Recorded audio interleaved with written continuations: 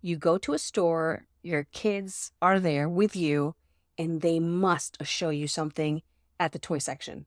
And that thing or things is something they really want to get, and it's crucial or else their life will be over. Or maybe because it's the best thing in the whole entire world, they just can't live without it. Then there's the other excuse of everyone else in the class has it, including their pets, and they will die if they do not have this thing. Parenthood is challenging enough as it is, and getting organized sounds easier said than done. Now, combine these two together, and it's truly a balancing act that many of us struggle with day in, day out. If you're here, it's because you want to know how to get your life and home more organized and structured where the kids are involved too, so that parent life is a little easier and you can focus on what truly matters. Hey there, I'm Dianne Jimenez, owner and founder of One Tidy Place.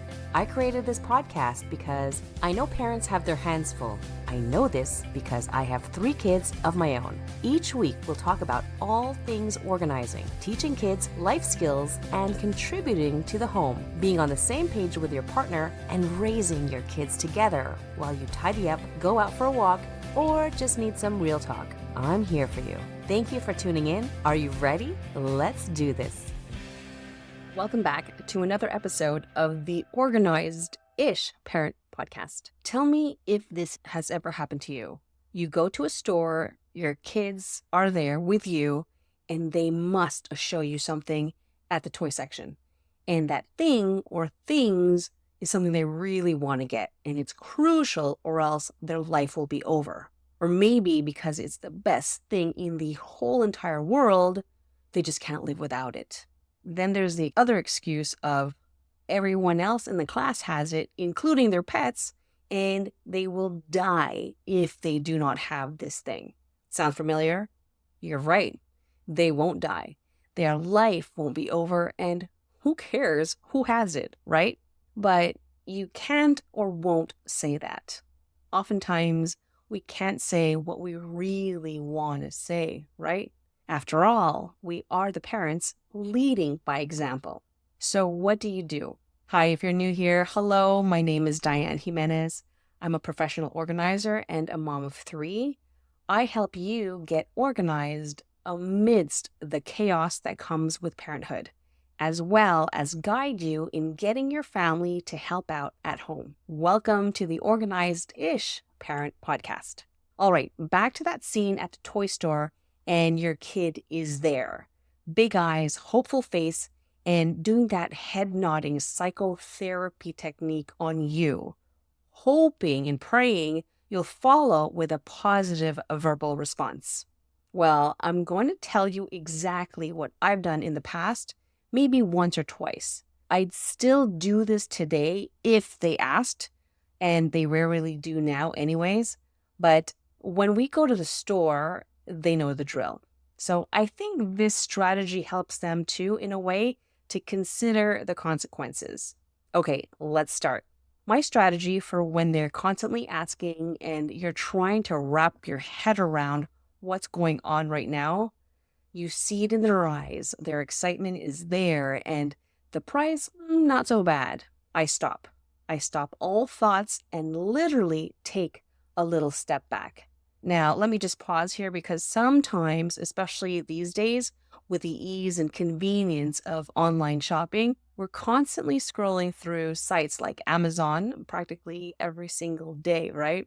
So I have to pause and literally step away and create space between my impulse to go ahead with the purchase, visualizing their big happy faces when they see what I got them, and facts.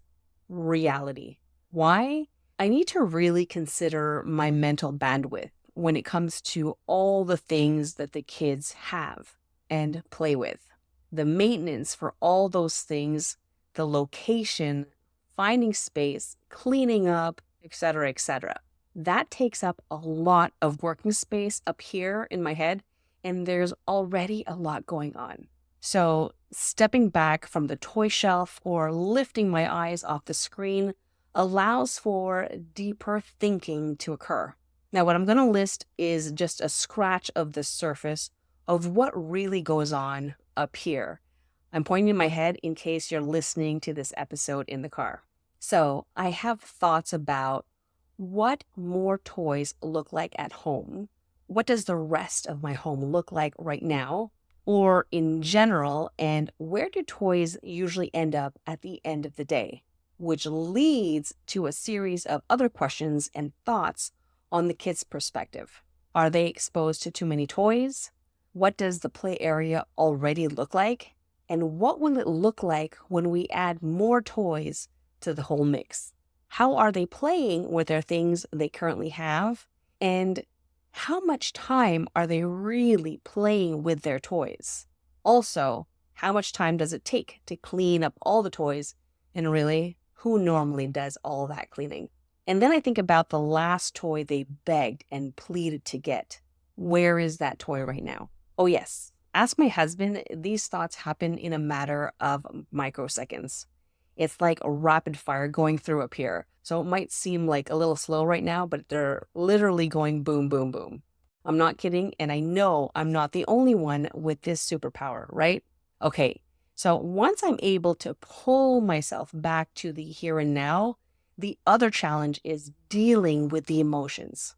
Not mine, theirs, the kids. I think about if and when they receive X toy, what their reactions will be like. Will they be surprised? Will they jump for joy? Will they scream? All these things. It's tough. It pulls at my heartstrings sometimes, and it also pulls at some guilt because I don't want to let them down. But also, I don't want to have to deal with the guilt later on when it's time to decide on what they can keep and what they have to let go of. Again, all this is happening in a matter of seconds. So what do? I tell them, wait, hold up a second. I tell them one of the following. I hear you, and it looks nice, but this wasn't why we came to the store for. Or I'll say, this looks cool, but remember we have this insert activity, event, party, meeting, appointment, whatever it is, insert it there. And we're only here to get one thing. The reason for this is I need to separate the emotions of I need this now from the items they don't really need or have space for at home. Then I'll give them a little something to hold them off, but to also test if they truly need this thing. This will open up the opportunity for us to talk about needs versus wants versus our reality, but in the language that they understand. So I'll take a picture of the item for each kid and tell them I'm taking all of this information down. Then on my Google app, I open up a note and I type under each of their names the details.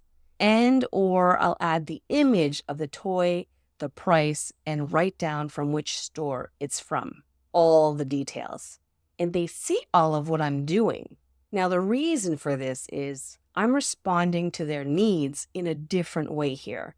Instead of satisfying it by buying it, I'm acknowledging their desire, but I'm also letting them know I'm listening. I'm also asking them to be a little patient without telling them you have to be patient.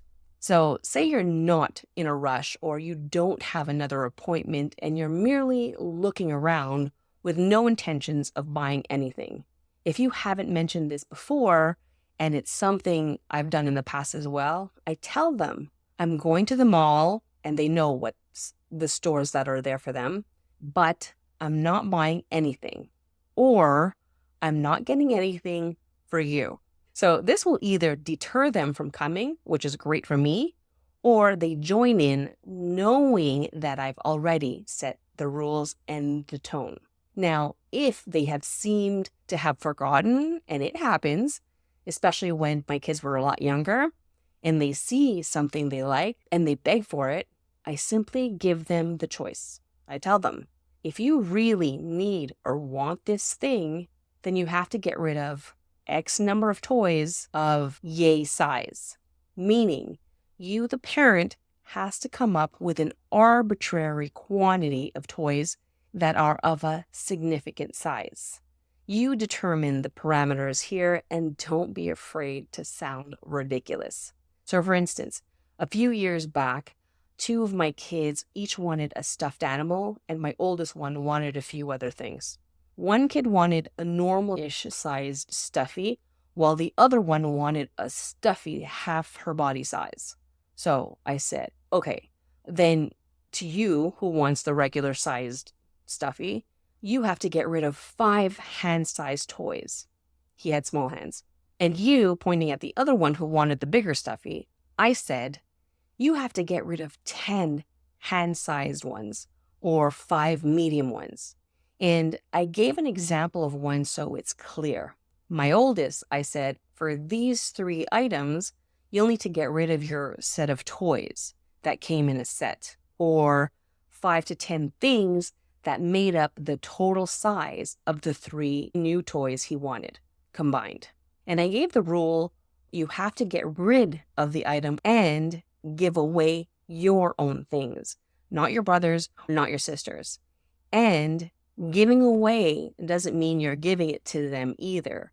The thing has to leave the house. Then I took my notes app, I got all the information down, and that was it. A few months ago, I was going through my notes app, searching for something, and what did I find? That list. And guess what? They never asked for the stuff since. I even went purposely back then to the store with them like a few weeks later to see if it would jog their memories. Nothing. To be very clear here, I didn't even prompt them or anything. I exposed them to the area and they said nothing. Now, recently we went to a store and one of the kids said, "Oh, remember I wanted something like this?" And I said, "Yeah." And then we both just kept on walking. So I guess they passed the patience test and they also passed the immediate gratification test too. Now, when I'm met with resistance, say in the car or on our way out from the store, and I realize they're still highly emotional, I'll tell them as calmly as I can, "We will talk about it, I promise." Then when we're both ready and less heightened, I'll straight out tell them or show them the space where all their toys live. And either I'll ask, "Do you think we can fit more things in here?" Or, "We don't have room for more things." If we want to have more toys, we have to make space for them. So this usually gets them to stop asking and hopefully gets them thinking about our reality. Now, one thing is you may encounter some problems that are out of your control. What do I mean? All of this, what I've mentioned to you, makes perfect sense to you. But for some reason, it doesn't for your spouse or other family members like the grandparents. So what I mean, the other party is still insisting on getting more toys for the kids. They're kids, they're only young ones, and kids love toys. They're supposed to get toys. Yeah, often this is because they might not grasp what it takes to find space in your home and the time it takes to maintain the house from all these extra toys. Either they don't get it or they just don't want to get it. And that's really a them thing. It's not a you thing here. So here's what I suggest. If talking doesn't work, pictures speak 1,000 words. Send them a picture or 2 of what the kids' play area looks like. This should get your point across about no more toys, please, and thank you. The goal here is to get them to see where you're coming from and not about denying them the opportunity to show their affection. Let me say that again. It's not about denying them the opportunity to show their affections. It's just getting your visual, your perspective across in a different way. So I know this was a lot, so feel free to replay the whole thing or skip to the section you need to hear it again. I always link the timestamps in the show notes for your convenience anyways. So let's do a quick recap, okay? When the kids are there with their big, beautiful eyes begging to get this amazing toy, or you're just about to press that checkout button, step 1, physically walk away or minimize the screen and walk away. Walk away from your device. Create that space. Step number 2, allow yourself to question everything. Do you have space in your house for more things? Do you have too many toys? Do they have many toys already? Are they exposed to too much? Who normally cleans up all the toys? Etc., etc. Remember, use the timestamp in the show notes to listen to the whole thought process. Also, if you're feeling overwhelmed about all the toys and don't know how to organize it at all, listen to my last podcast episode at diannejimenez.com/59. It's called 5 Smart Ways to Organize in Kids' Toys Before the Holidays. That should help you out. All right, let's keep going. Step number 3, take a picture of the toy they want. And step 4, give them choices. Be firm and clear here. If you want this new toy, you gotta get rid of this many toys at this blank size. I'm not talking about the little miniature toys here. That doesn't count. And don't be afraid to give ridiculous sounding numbers here, okay? We want them to think. Then give them clear guidelines, kind of like an asterisk. You have to get rid of your old toys, and giving them away means they are leaving this house and not transferred over to your siblings. And that's it. I hope you enjoyed this episode and you found it really helpful. If you did, I'd love for you to let me know by giving me and my podcast a 5-star review or writing a review. I'd be so appreciative. And it would be an awesome Christmas gift too, don't you think? All right, friend, thank you so much for your time and listening ears. I will see you again soon. Bye for now.